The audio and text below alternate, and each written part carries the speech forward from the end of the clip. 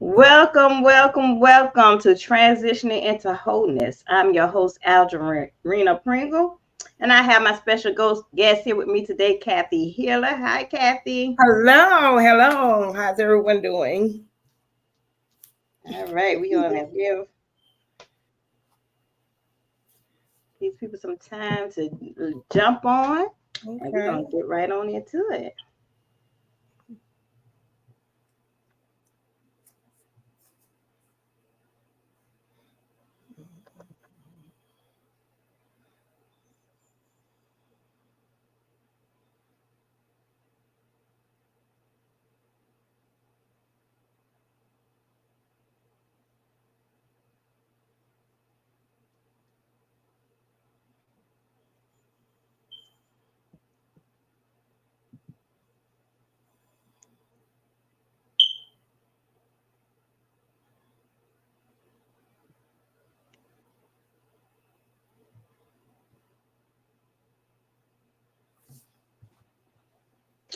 All right, we're going to go ahead and get on into it. Today, we will be discussing being in a toxic relationship and transitioning from the abuse to healing.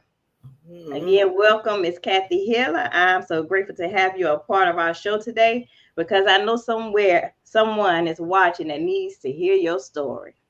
Thank you so much for the invitation. I greatly appreciate it. Thank you, thank you. So I'm going to allow you to tell us about yourself, your organization, how people can connect to you. Okay, great. Thank you. As Ms. Pringle said, I am Kathy Hiller. I'm here locally in Columbia. You can find me on Facebook with Kathy Prophet Healer, and you can message me as well. Currently, I have a grassroots organization called Sister Building Sisters. This organization right now it reaches out to different communities. In my job frame, I'm able to branch out into low poverty communities, low income families where I'm able to provide resources for them. I do that because I was once one of these family members. So it's only right for me to go back. I can relate to them. So I grab a hold of resources, partnerships, and go into these communities to provide them with the resources that is necessary for them to become more self-sufficient. Okay, so we do homeless shelters. We go to income-based apartments. We go practically anywhere that there's a door that is open. I'm grateful for the access that God has given me for being a property manager, being able to get into other communities to be able to provide them with resources that I didn't have that I want to provide to these families as well. Awesome. That sounds like so dope. It So, is. It so dope. really is. Because a lot of times, look, we make it and forget where we come from, but we always got to remember where we come from. So that's Exactly. awesome. That And then, is and then when you do it, it don't feel like a job. It feels like is right where you need to be at. And it makes it more easier when people can relate. When you can relate to them, it gives the opportunity is more access and it's more easier to work with. So I love just being out in the communities, being able to provide sources and linking with other organizations to do that. that's awesome. Yeah. That is awesome. We look forward to working with you real soon. Oh, most definitely. Yes. Just a phone call away, girl. That's all it is. That's all it is. Okay. So we're gonna jump right on into it. All right ahead. All right. So when we're talking about abuse, Mhm. we're talking about physical abuse, emotional abuse, verbal abuse, and sexual abuse. Mhm. Physical abuse is any intentional unwanted contact with you or something close to your body. Right. So if somebody strike you, hit you, take something, hit you, that's what the physical abuse is. Yes, it is. Emotional and verbal abuse includes non-physical behaviors such as threats, insults, consistent monitoring, checking in. Those things we would never think that is abuse. You constantly Exactly. got to check in. Yeah. Yeah. Excessive texting, humiliation, intimidation, isolation, or stalking. Yeah. All of that is emotional and verbal abuse. Yes. Sexual abuse refers to any behavior that pressures or coerces someone to do something sexual that you don't want them to do. Mm-hmm. So yeah, so when we so Miss Kathy, Mm-hmm. how do a toxic relationship affect your overall well-being and self-esteem? Okay, well, think about the word toxic first. Because nowadays people use it toxic as comical. They don't use it they don't take it as serious as it really is. When we think about toxic, we talk about like if you're in the hospital and your bloodstream become toxic, that can be dangerous and deadly to you. That's the same way it is in a relationship. If a person is toxic, it is deadly to your self-esteem, it's deadly to your growth, it's deadly to any Mm-hmm. connected relationship. So toxic relationship, it stems from unresolved issues or Mm-hmm. whatever the case from both the victim and the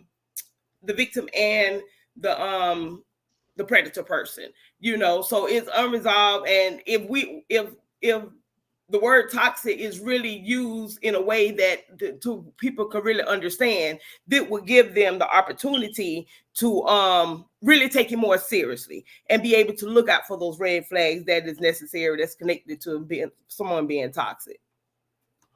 Yes, yes, because I believe, it causes being in a toxic relationship, your self-esteem, your well-being, it causes depression.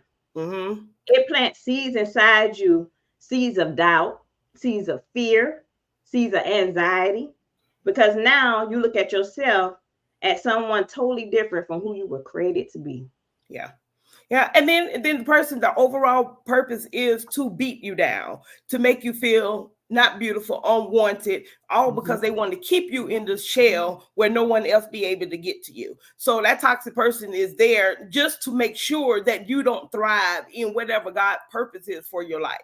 So if Right. they feel that you're going to prosper, they're going to verbally abuse you, because before the physical part come up, they're Mhm. verbally degrading you. They're calling you out your name. And after a while, you start to feel like, I am ugly. I am not wanted. Nobody want Mhm. me Planting them seeds. because I'm overweight or I got excess weight or whatever the case may be. It's all to keep you in a place to where you won't thrive, because once you thrive, you're thriving without them. So Yes. it's a sense of control, and it Mhm. beats your self-esteem down. It beats your self-esteem down, make you feel like you can't do anything else, put you in a depression, all of Mhm. that, and that's part of the predator part. That's all with being toxic. Yes. Yes. It is. So now when the healing comes, it's a process you got to go through, because you got to chop down this weed, that all this weed that this person done implanted in you. You got Mhm. to chop all this weed down when you're trying to build yourself or find out who you truly are. Exactly. The weeds have Exactly. grown, and now, I mean, I say weeds, they taller than you. Yeah. So I can see, like, back in our day, I don't know what they used to call it before they start cutting grass, before they get all this high tech stuff, they had to swing the thing to chop the weed down and get it low enough to cut. Like the That's wet, how that little wet. Yeah. the weed whacker. Now Exactly. you got to do that for you, to chop down all these things what these people done implanted into you, to so you can find who you were created and to be. and the thing is, it gradually, it's not nothing that's sporadically, it's just gradually building up. And that's the part that needs to be, that as a victim needs to understand those signs when you're dealing with a toxic person, especially in our younger generation. They think it's cool, or that's their way of saying that they love me, when they're calling them out their name or whatever the case. Oh, hello, he just playing or whatever. And that's not it. That's just the first progress into beating you down, to getting you feeling depressed and making you feel like you're nothing. That's just stuff, but they don't take it very seriously, or they don't know that this is really the pathway to breaking down your self-esteem. Right, right. So when dealing with a toxic person, is there anything that can be done to prevent the abuse? That goes back to me saying, like, the red flags. one of the things that I had to, what me getting out into the community is making them aware of the signs of abuse. So I really would have to, going out here, you have to give them what is the first progress of in abuse relationship. Many times again, they don't know. So to avoid it, you have to be in the knowing of what is acceptable and what is not acceptable in a relationship. You don't have to take some things, you don't have to take anything from any person, whether it in a relationship or anything. You don't have to take it. So you have to know your worth in order to be able to say, no, I don't accept that. No, you can't talk to me that way. No, you're not going to call me out my name. Once you really see that side of the person, that's then you begin to draw the line and saying like, no, this is not the relationship that I want to be with, whether it's platonic or just relationship or boyfriend and girlfriend, husband, wife, whatever it is. You have to know the signs and then draw the line and be able to say, no, what I'm not going to accept. So, but in saying that, you get in these relationships, and now I'm all in love, but I love him. But I love him, but he walking me upside the head every day, but I love him. And that's the dangerous part about it. The dangerous part is making excuses for the person who's bringing the hurt to you. That's the dangerous part, because you love them. What is love? That's what do love looks like for you. And just like Sister Bridget Davis just stated, if it's in your home and that's what you saw, then that's what you're going to condemn what love is. So if you haven't really expressed or have never ever really know what love is, then you're going to take love as it's okay for him to treat me that way, or this is what I saw, so this demonstrates what love really is. Yes. So it's so important to demonstrate love, the true meaning of love in your home. That's the foundation. Yes, that's the foundation. Tiffany said, attachment and trauma bound in love is not going to knock you upside your head. That part, yes. So exactly. And a lot of times, like this younger generation, I don't know what's going on in these relationships. They think it's okay to fight each other, not just the man and hitting the woman, but each other. They think it's okay. Yeah. I many times I think, oh no, they ain't gonna hit me because I hit in the back. I say, but that is not a healthy relationship. If you have to fight your way through, that is not a relationship that you need to have. I don't care how much you're trying to handle yourself or feel like you are protecting yourself, it's still not a healthy relationship, whether you hitting back or whether you're not. It's still not a healthy relationship. And let's not bring the children involved. Let's not have kids there, and now they are all seeing, not it just only affects you, it also affects everyone that's connected to you. Yes. And then that brings me to the next one, where it says, where do you think toxic relationships evolves from? Where do it come from? It can come from all sorts of things. I would think also it can come from unresolved trauma that has not been healed from your past. It can also come because that's what you saw, or whatever the case. So unresolved issues, you got daddy issues. You always felt rejected or whatever. You've already had self-esteem issues prior to coming into a relationship. That's the familiar spirit. They know exactly what it is. So that familiar spirit just link on to you. So they're going to say exactly what they need to say just to cling on to you, just to have that, again, that domestic violence, that abuse once again, because of unresolved issues that you have not healed from previously. Yes, Miss Tinder said childhood trauma. Exactly. Yes. Personal experiences, past traumas, learned behaviors from previous toxic relationships. Yes. All of that was still most definitely. Miss Tinder said, I was raised in a house with domestic violence weekly. Wow. And then you have some that people are raised in those type of environments, but to God be the glory, they learn from it. They learn what not to do. They learn that, okay, this how I was growing up. My family would not be involved in this situation. So in their household, they have set boundaries where it won't happen in this household. Exactly.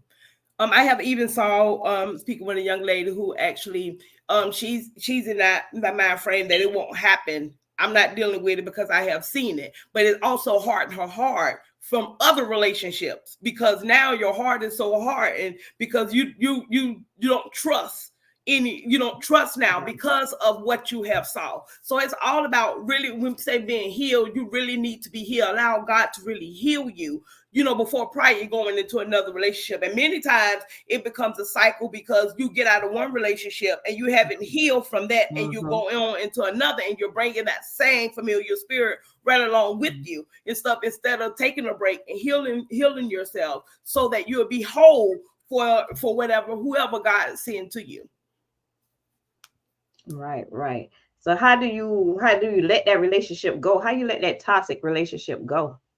It's going to take prayer. It's going to take prayer, because when your heart is in there, when you are in love with someone, because truth be told, it's not always been bad. It has not always been bad. It had those bad moments, and then the cycle come around when we laughing together, we're looking at TV together, we grocery shopping together, and then the next thing you know, soon he's mad because his paycheck is not adding up, or he's mad because he's drinking, or whatever the case may be, and then you're the punching bag again, or you're getting verbally abused again. So how to let that go? You're going to have to be tired. You got to be really tired to walk away. You have to be really, really tired. But why we wait till you tired? Why we don't wait till, like you said earlier, the red flags start appearing? Why we got to wait till we sick and tired before we make a move? For a person to leave with the little things, the name calling, oh you fat, oh you this, the little name callers, we let all that slide by. Why we wait till it gets so intense till you just can't take it no more, till you about to have a mental breakdown before we decide to do something about it? And like I said, and making sure that they're understanding, as in being in an abusive relationship, it takes a person 7 times for them to actually leave. They may leave, come back, leave, come back, leave, and come back, because it's comfortable there. Again, when they say it don't hurt all the time, he's not that way all the time, so it makes it hard for them to leave. But when you have someone that you can talk to, not judging you, but telling you, hey, this don't look like a healthy relationship, and they'll be able to talk. The more they talk about it and realize that this is not healthy, 9 times out of 10, they probably will leave for the very final time. But they just have to make sure that they have the resources that is necessary. So when they leave this toxic relationship, and when they closing the door forever. Yes. Tiffany says prayer, counseling, unlearning the behavior, replacing with healthy, healed relationships. Yes. Especially with the counseling, many times counseling is not an issue. It's not big in our African American culture. Counseling is not something that we will want to do because they feel like it's not necessary, but it's necessary. It is very necessary to have counseling when you're in predicaments. So not your friend all the time, because she's going to tell you how she would feel. But sometimes you're going to need that professional help along with prayer so that you can get through this process. Because again, your heart is entangled into this relationship. Sarah says some of the time you think love would change them. Yeah. We do wait that maybe they'll change, maybe they'll get better. But guess what? It just get worse and worse. Yeah. And you're thinking that you're going to be that girl that do it. You that person that's going to change. You're going to be that one. In actuality, even if you've been together for years and years, that's no excuse to change, because how many years you done put all these years into the abuse, but how many more you going to continue to let slide by with that same old negative energy? Exactly. So Monica says sometimes it's fear that they can handicap you so you don't have the means. Yeah, and that's one of the things I wanted to stress too. One of the abuse that a lot of people don't look at, and that's financial abuse. Financial abuse is another one that keeps people in abuse relationships because of the financial part. If you don't have the means and they're the breadwinner, then you won't leave, because where I'm going to go at from here? If I leave you, then how I'm going to take care of these kids? How I'm going to, I can remember the time that my mom, when she tried to leave my dad in our younger years, and it was 6 of us. So my mom ended up taking her, tried to go to my grandma's house. My grandma told her, no, go back. You got 6 kids. You need him, unfortunately, for money. You need him to help take care of. So financial gain is what keeps them in abuse relationship, because they don't have the means to take care of themselves. Yeah, and that's where Dr. LaWanda, she said yes, because you don't have your own independence. Mm-hmm. Independency. So how important is to have your own independency, even if you currently married and things just not going that well? How important is it to have your own independence when that time due, when you need to make that move? It's very important to have your own independence, because at the end of the day, that relinquish the control of the abuser. When you're out here and you're making your own way, that will keep them from having much control over what you can do and where you can go. If you're stacking your papers on the side, when it's time for you to go, you have your resources, but if he's dishing it out the money, then you actually have to pinch off of it just to put a little bread to the side. So whenever you're getting ready to leave. So it's very important to have your own life inside of a marriage. And being married 20 years, you got to have your own life inside of a marriage.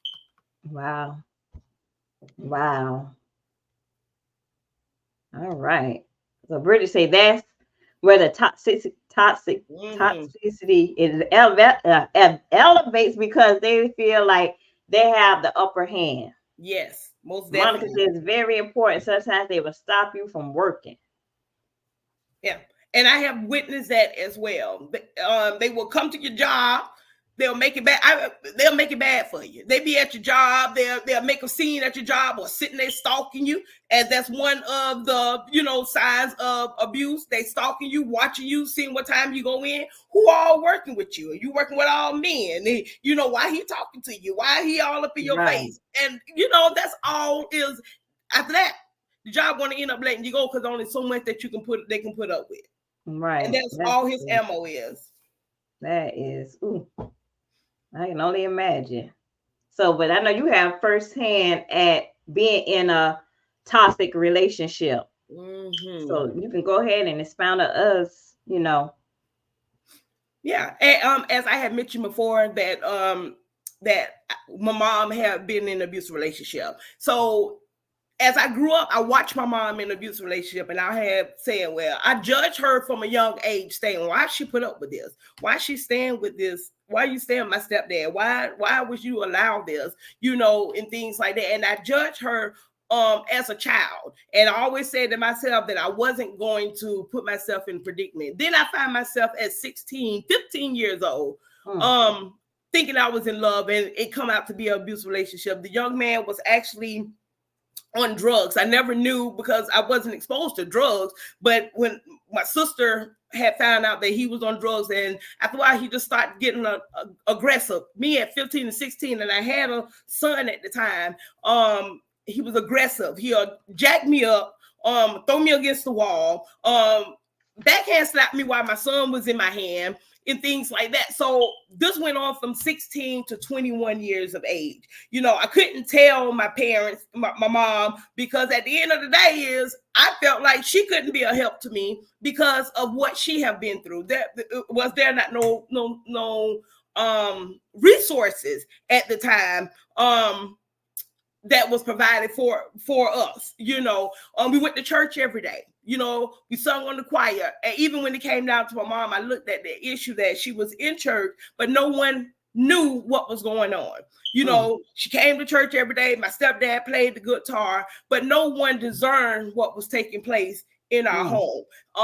And so when it came to me, I felt like I just had to put up with it, because that's what I saw take place in my home. I had just to put up with it. So at 16 and 17 years old, I'm young, have a child, and still trying to work dead-end jobs and still trying to maintain a relationship. When it got to the point to where I was tired, sick and tired, tried to leave, that's when the abuse got worse. And that's when the thing is, when you're trying to leave, that's when things get worse.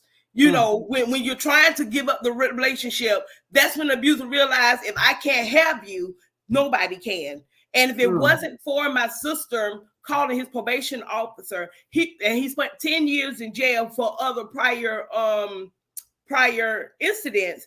I don't think I would have been here today, because I knew that he loved me, but he didn't know how to love me because it wasn't shown to him. So he imprinted that onto me, you know, and I always watch it, how you treat your parents, how you treat your mom, you know. If you treat her like I don't know what, then I know that's going to be the same thing for me.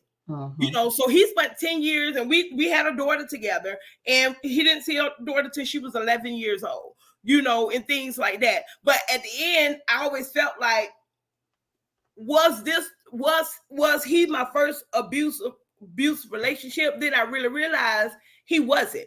The first one was my son's father. It wasn't abuse. It was more of emotional abuse. And that would linger on, because at the end of the day, he said the very same thing that got me to make me feel safe with him. But all along, he had the physical abuse with him.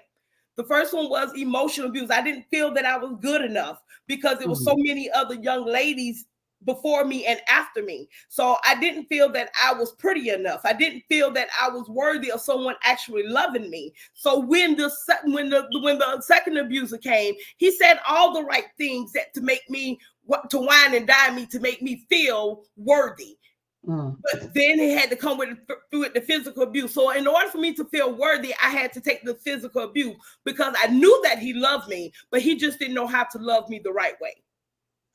So now I'm out here in the communities now, and I see these young ladies as myself, not in judgment, but more of, I see where you're going at. So I need to have an escape for you. I need to have these resources provided to you so that you would know that there is help out here. I don't think it was no help. Not that I know. In my younger days, I didn't see people in the communities. I didn't see people come out, talk about sister care. I didn't see people talk about, just come out and share their testimonies and talk about the red flags. It wasn't any of that provided for me in my age. So that is what I am to others in this time. I'm out in the communities. I'm out in the colleges. I make little red flags to give to them as I tell them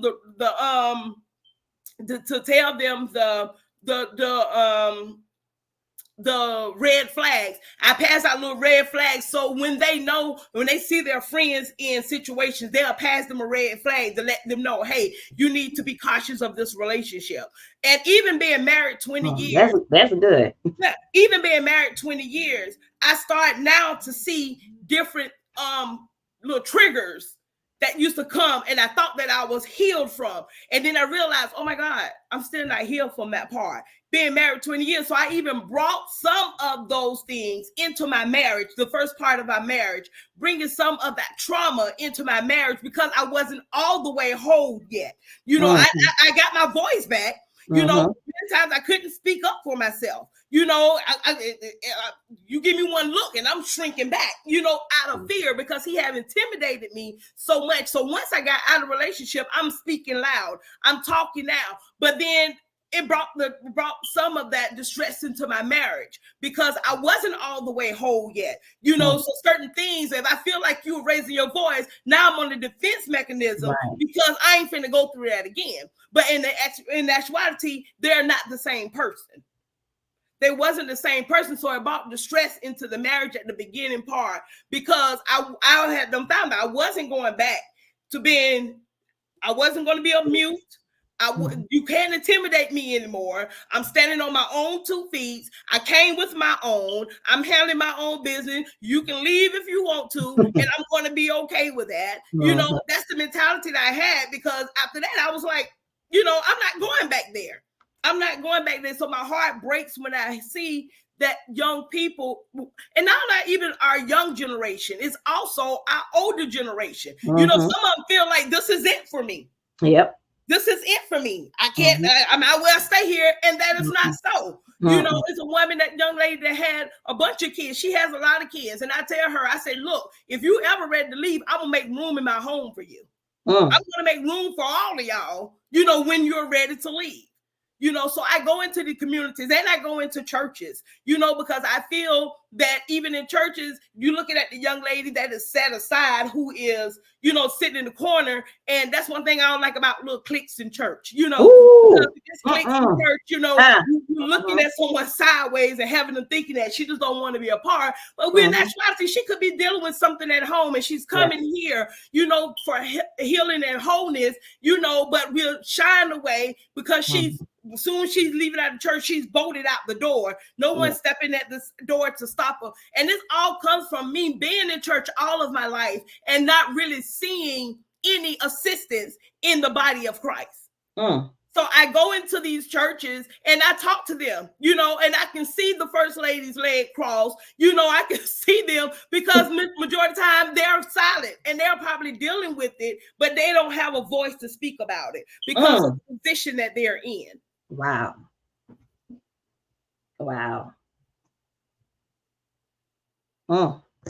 That's deep. So especially when you talk about that being in church, supposed to be a sacred place, a place you should be able to open up to, but you feel like you can't. And that's why we as the people have to make it comfortable for people to talk and not judge them. Because the first thing that we're asking is, why you still there? Why you still there? You know, or whatever the case. And someone saying like, where I supposed to go? When I leave here, where I supposed to go?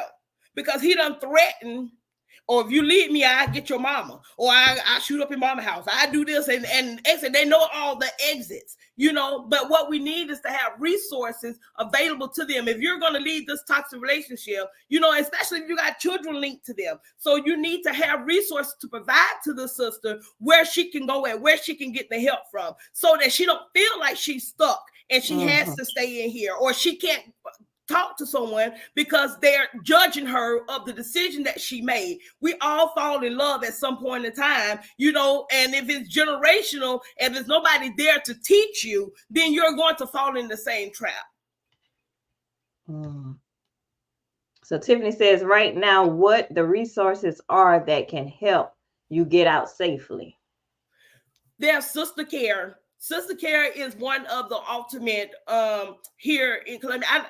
I even assisted someone. She came from New York all the way down to sister care down in Columbia. They have three houses where they they have two houses where they house victims once they're leaving. You know, sometimes they're leaving. Where I'm supposed to go at? That's one of the issues, where I can go at. Okay, these are the resources that you can have, and that's what we need to educate ourselves on, resources that is necessary for them to leave. Sister, like I said, sister care, and there's a plethora of other resources that I can give to you and you can post on, so that there are no yes, Toby Place is a new one as well, you know, where they can go to for safety.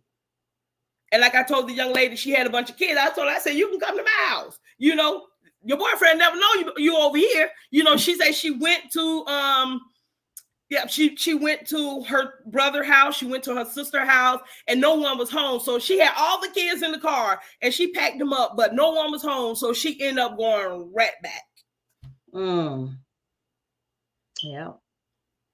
And she said DSS domestic violence team has a ton of resources to help the victims. And that's where our community needs to know that there are resources. There are resources, but definitely being out more, letting them know what are the red flags, so they won't have to need DSS domestic violence. They don't need sister care if they are aware ahead of time. Right. So there's something that need to be talked about, just like we talk about everything else, have these events about everything else. These need to be more events about this issue, about this topic.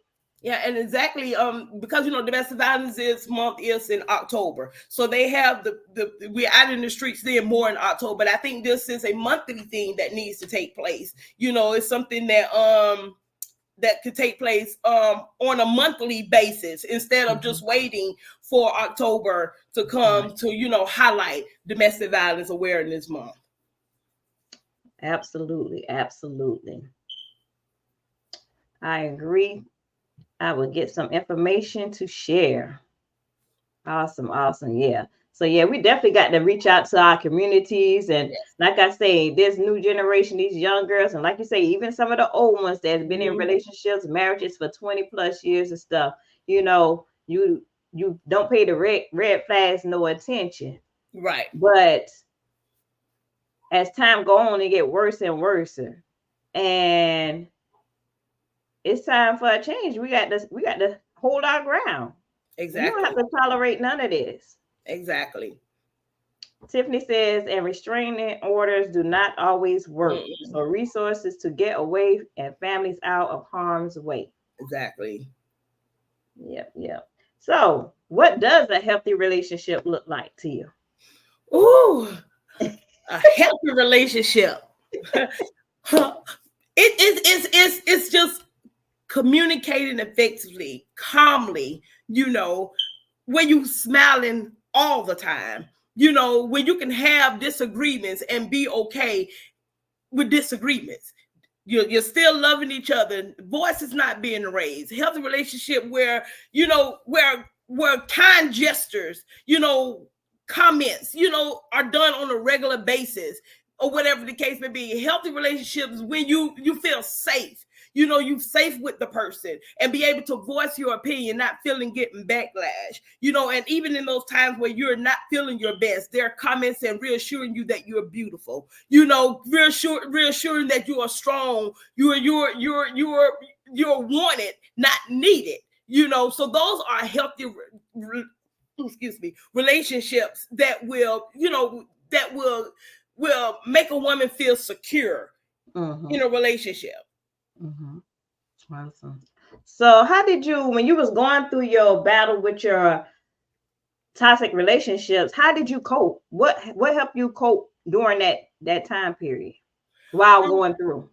Mostly communicating, talking it out, having somebody to talk to. Again, I thought that was very important because I knew God, but I didn't know him. So that he covered me through it all, and I'm grateful for that. But he wasn't my go-to at the time.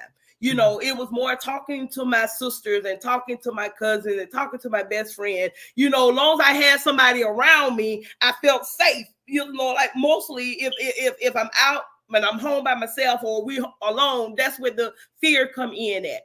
But long as I had some people around me, and it's very to have people around you that's for you, or whatever the case. So that helped me cope. But now if I had to tell a young person, I tell them to seek the face of God. You need to make sure that you have a relationship with God, because if they don't take you out, just the pressure, the depression, you might be trying to take your own self out because you want to get out, but you can't.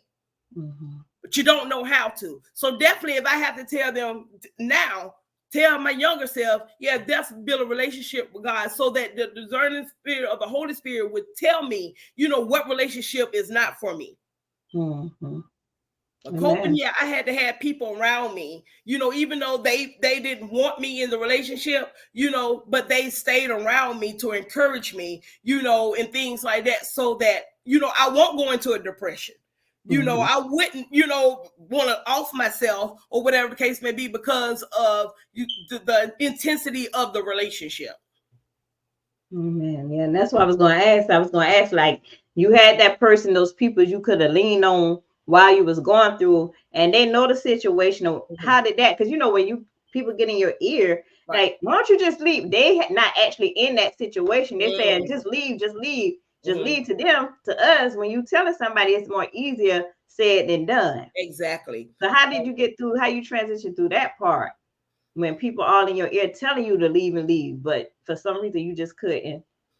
And I had to explain it because it was fear. I had to explain that it was fear of me leaving.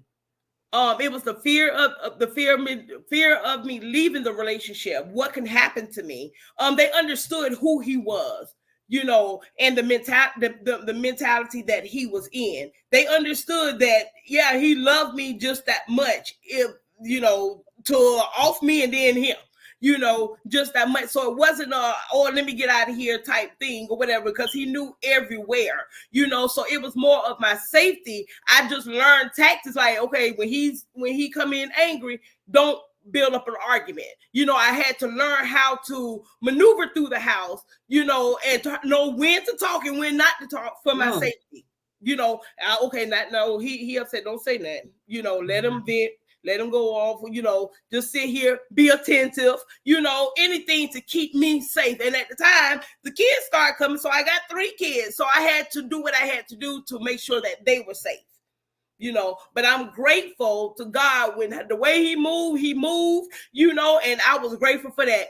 10 years free. By the time he got back out, I was already married and moved on.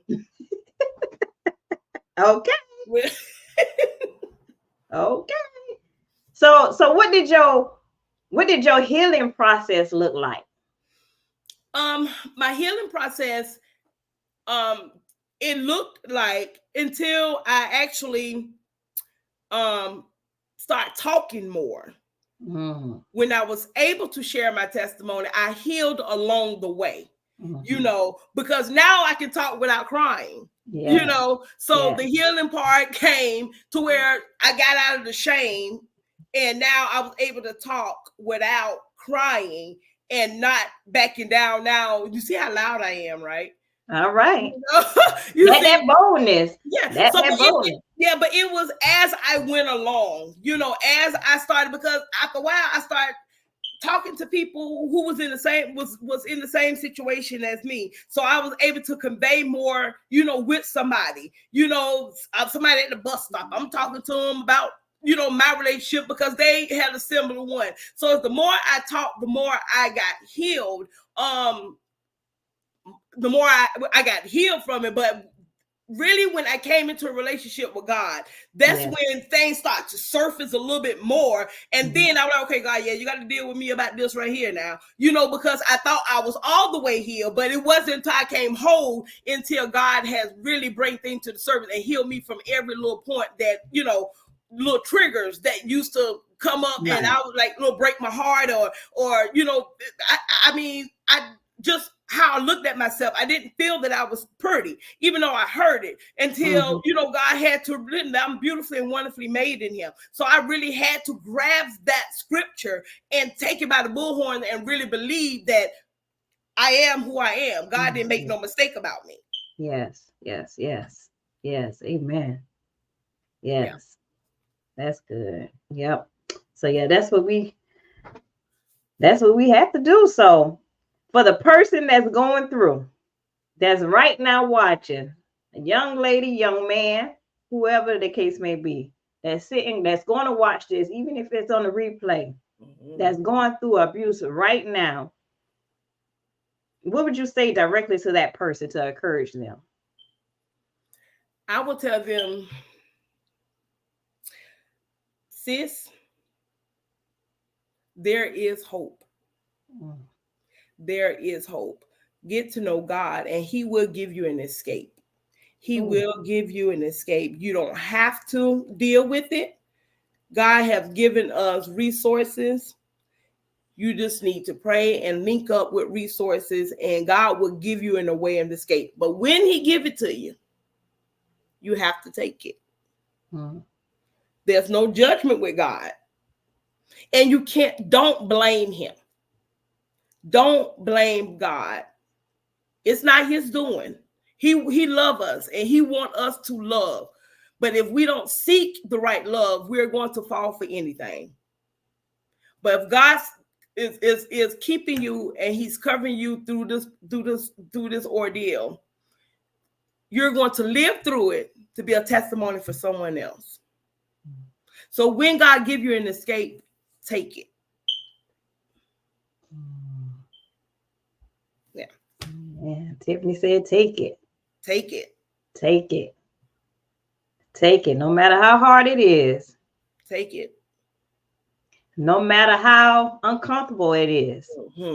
Because then now you walking out your comfort zone when you're moving away from that relationship. You comfortable and you scared to move. Take it. Take it. Just simple as that. Just Yeah. take it. It's life after that. It's not going to hold you down.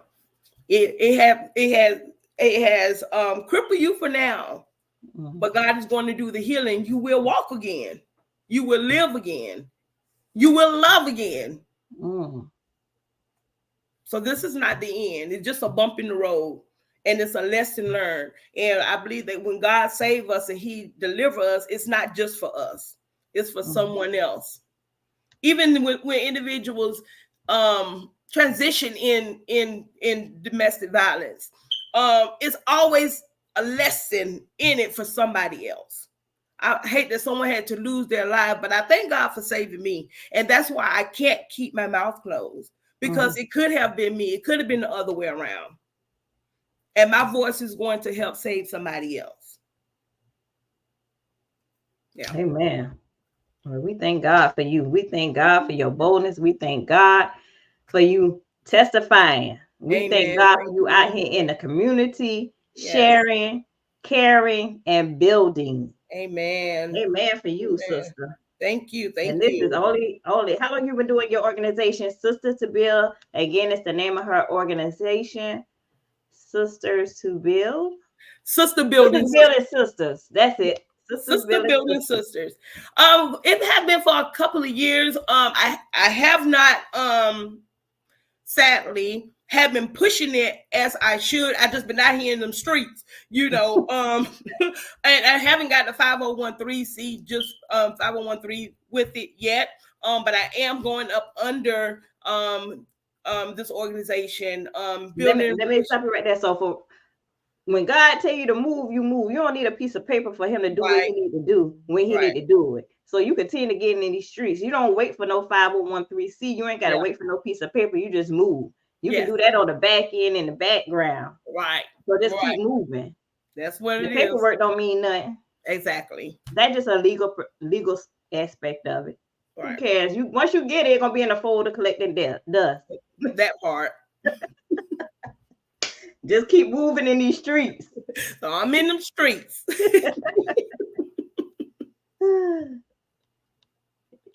Yes. So yes. Anything else you would like to share with the people today before we end our session? I appreciate you.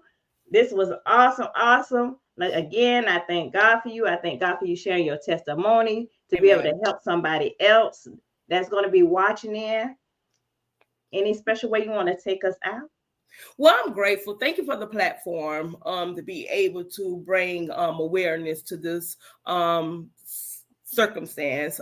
We just thank God that that because of this, God is going to move like never before, and we're grateful that everyone join on and share their thoughts. And I just pray that we all get the resources that we need, because we're our sisters keepers. We are sisters keepers, and the best way to help to bring wholeness is to make sure that we're educated, so that we may not be able to open up our doors for everybody, but we'll be able to give them the information that they need to come to freedom. So thank you so much for allowing me to be on. This is my first one, so I felt very comfortable. So thank you for that, for making me feel comfortable in sharing. To God be the glory for all that he has done on tonight. So bless you and your platform that God has trusted you with. So thank you for stepping out on faith. Thank you for highlighting subjects that need to be talked about. So bless you. Thank you. Thank all y'all for tuning in with us tonight. We'll see you on the next episode. Good evening. Good night, everyone.